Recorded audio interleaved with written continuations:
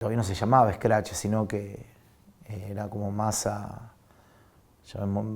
o pongámoslo como el lado de una acción directa. Se iba a la casa o al lugar, o en el caso de Mañaco, ahí a la clínica, que me acuerdo que se hicieron unos volantes que repartimos. Eso fue hace 1000 años. 1000 años, ya ni 96 habrá sido, porque fue de las primeras acciones que Hijo lleva adelante.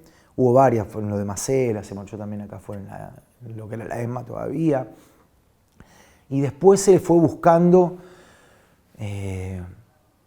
otro tipo de acción y de trabajo. Así fue que fue decantando en querer hacer un trabajo más territorial con respecto a, digamos, a la denuncia, ¿no?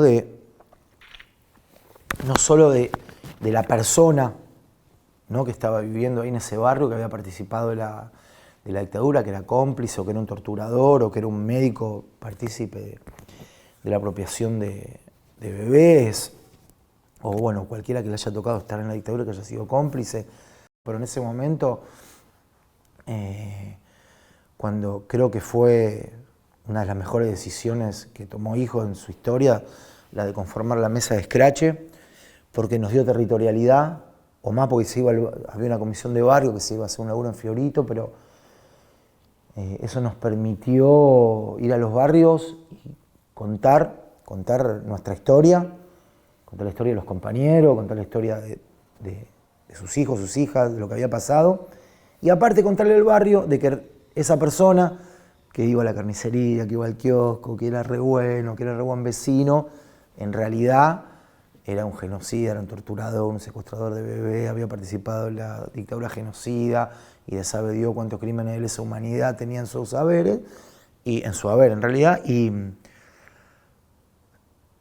bueno, nada, estuvo buenísimo, porque la gente, ¿no? O sea, te encontraba de todo, ¿no? Trabajando en la calle.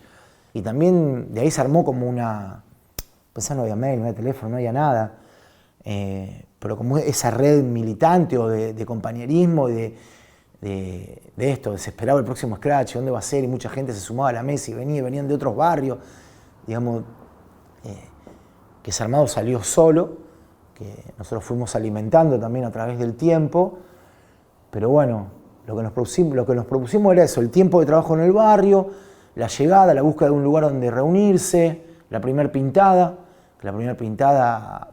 poníamos, ¿sabías que vi un genocida en tu barrio, que hay un genocida en tu barrio? Y no la firmábamos, era como esto de pum, nada, vamos a interpelar a las personas y que se pregunten y que, no sé, eso era lo que pensábamos, ¿no? Y después, bueno, tratamos siempre de juntarnos también en algún centro cultural, en algún club de barrio, en algún espacio así, en donde sea de fácil acceso para las personas que querían venir a participar.